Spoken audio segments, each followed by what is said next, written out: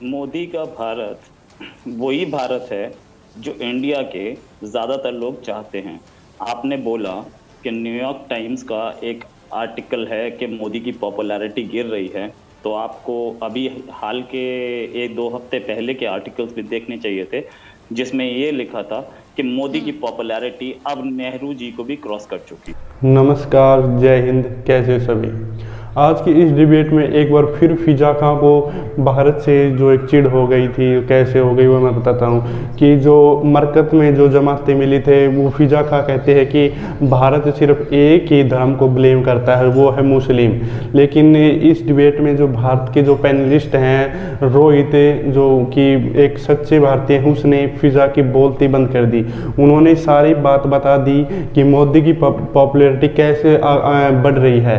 फिजा खां ये कह रही थी कि मोदी की पॉपुलैरिटी घट गई है, जबकि भारतीय प्रधानमंत्री श्री मोदी की पॉपुलैरिटी बहुत अधिक बढ़ गई है, और वो किन कारणों से बढ़ी है वो भी बताया, जबकि पाकिस्तान उन्हें गलत कारण बताए जा रहे थे।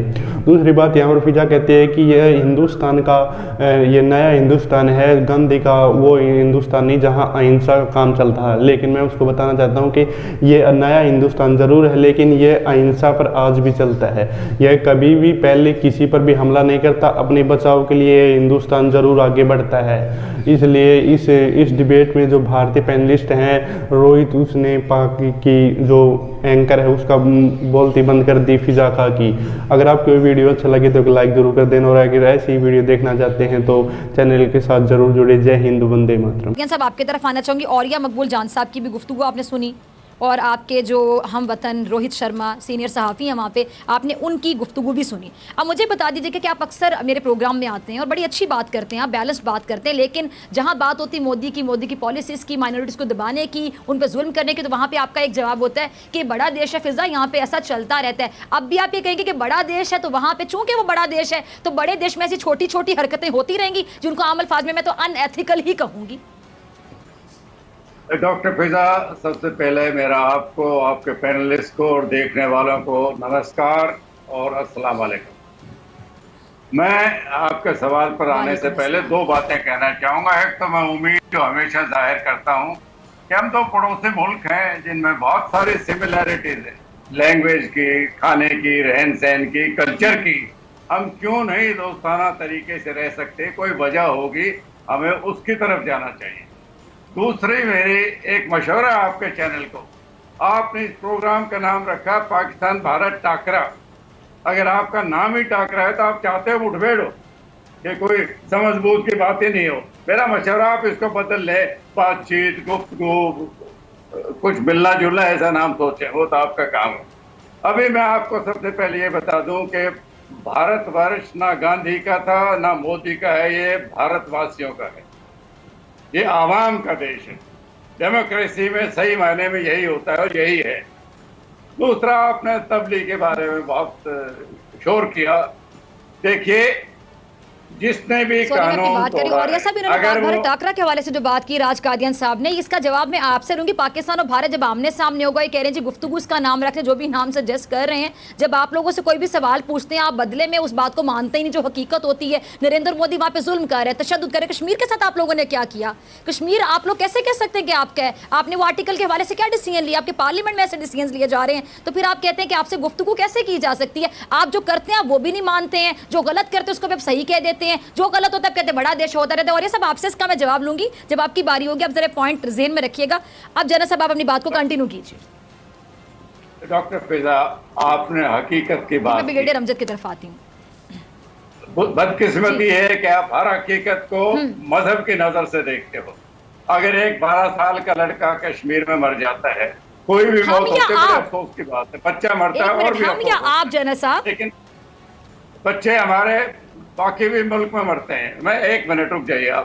आपको पहलू हमारे यहाँ मेजोरिटी मुसलमानों की है, लेकिन आप कभी नहीं सुनेंगे कि यहाँ पे हिंदू हैं वो परेशान हैं, या यहाँ पे कोई अगर क्रिश्चियन है वो परेशान है, कोई माइनॉरिटी में वो परेशान है। नहीं, ऐसा बिल्कुल भी नहीं है। आपके यहाँ वीडियोस भी बन रही हैं, सोशल मीडिया का दौर है, अब तो कुछ छुप भी नहीं सकता। आपका टीवी चैनल कंट्रोल किया जाता है रॉ की जानिब से। आपके टीवी चैनल को बीजेपी गवर्नमेंट कंट्रोल करती है, नरेंद्र मोदी से डिक्टेशन ली जाती है। अर्नब गोस्वामी क्या करता है वहां पे बैठ के, उसका भी आगे जाके जिक्र करूंगी आपके। हाँ, लेकिन सोशल मीडिया तो आजाद है। आपका सोशल मीडिया पे क्लिप्स आ जाते हैं, वायरल हो जाते हैं, हमें पता चल जाता है कि वहां पे क्या चल रहा है, भला हो सोशल मीडिया का।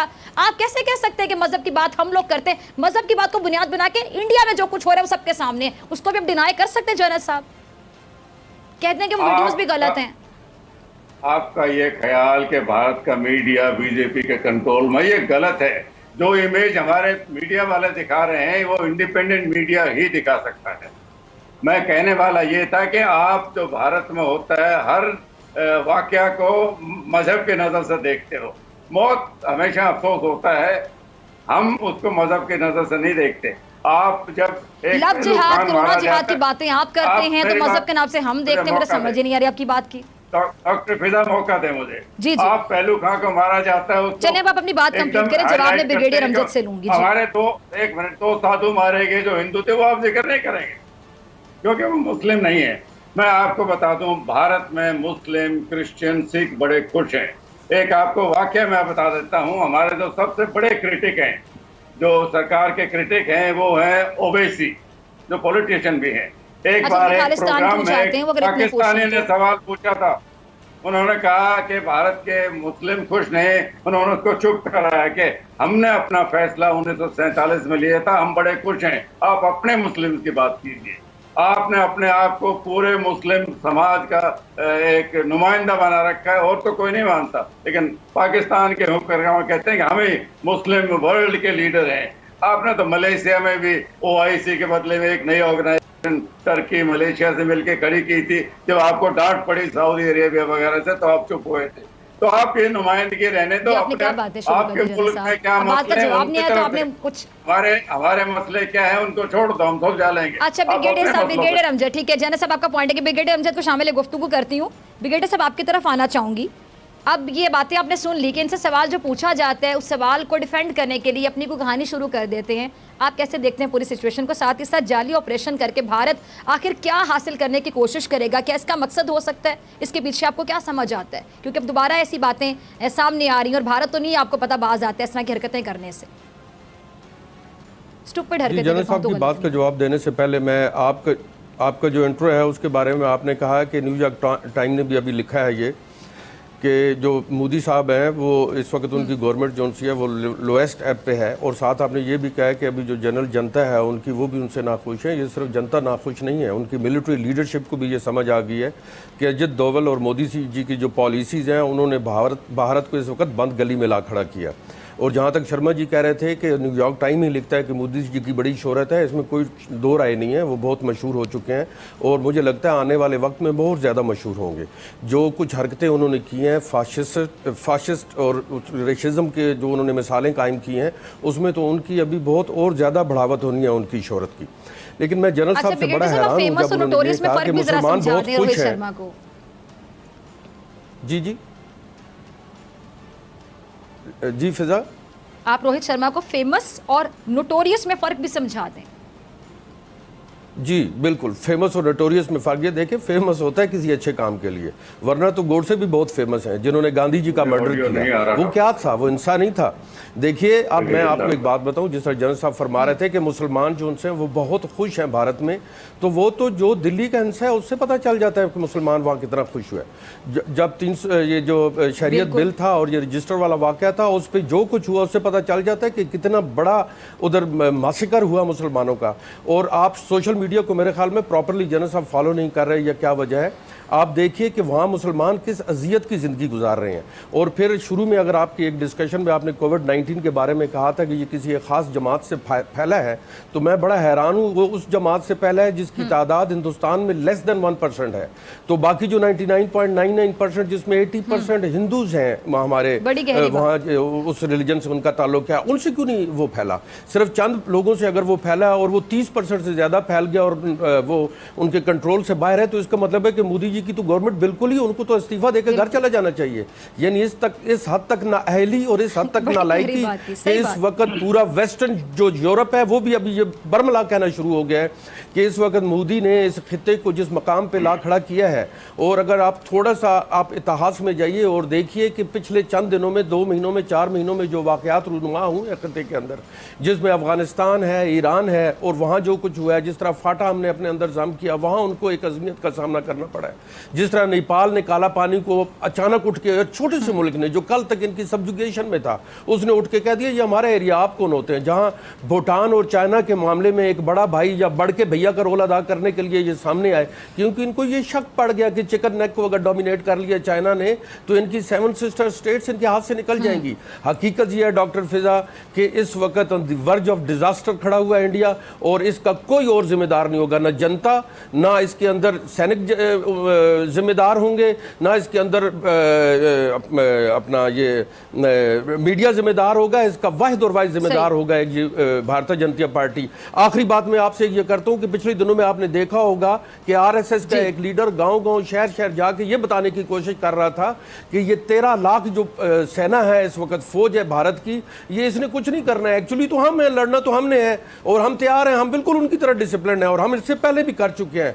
यानी इससे बड़ी अज़मियत 13 लाख स्टैंडिंग आर्मी की हो सकती है एक न्यूक्लियर पावर की। मेरे पास ब्रेक पे जाने से टेंशन ना लीजिए, 1 से 1.5 मिनट है, तो मैं रोहित आपकी तरफ ब्रेक के बाद आऊंगी। और यह सब मैं आपकी तरफ आती हूँ। राज कादियान साहब ने कहा कि टाकरा, इसका नाम कुछ और होना चाहिए। पाकिस्तान और भारत जब आमने सामने आएंगे, ये तो हकाइक को नहीं मानते, इनसे कश्मीर की बात करते हुए कहते हैं कश्मीर हमारा है, हमारा अटूट अंग है, जिसकी अंग अंग में गोलियां चलाते, बाकी तमाम चीजें आपके सामने हैं। तो बस पाकिस्तान भारत आमने सामने आएंगे तो टाकरा ही होगा ना जी। और साहब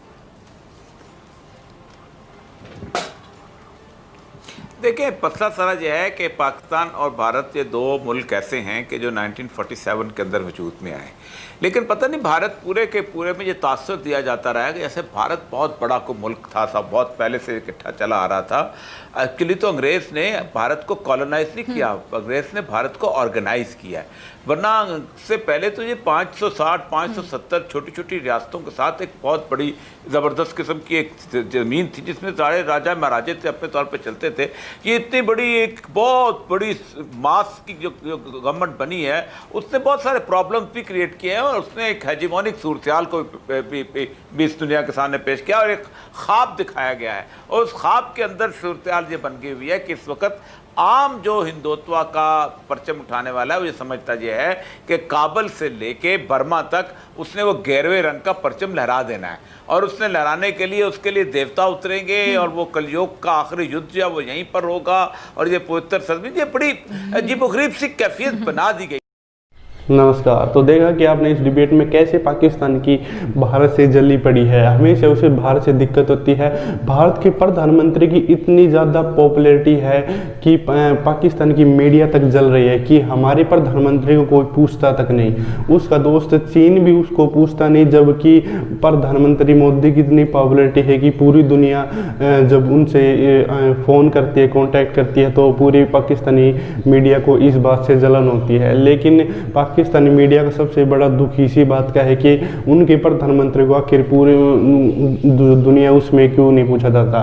इसमें एक और बात देखी होगी कि जो एक मुस्लिम कम्युनिटी है भारत की, उसको भड़काया जा रहा है इस डिबेट से, ताकि उन्हें ये दिखाया जा सके कि भारत मुस्लिमों के साथ अच्छा व्यवहार नहीं करता। मैं उसको एक बात बताना चाहता हूँ, जितने पाकिस्तान में मुस्लिम नहीं है उससे ज़्यादा तो भारत में है। और भारत के मुस्लिम आज दुनिया के कोई भी ऐसा देश नहीं होगा जिस देश में ऐसी सुविधाएं भारत दे रहा जैसी किसी देश में नहीं मिल रही। इसलिए भारत के मुस्लिम भारत के साथ है, न कि पाकिस्तान के।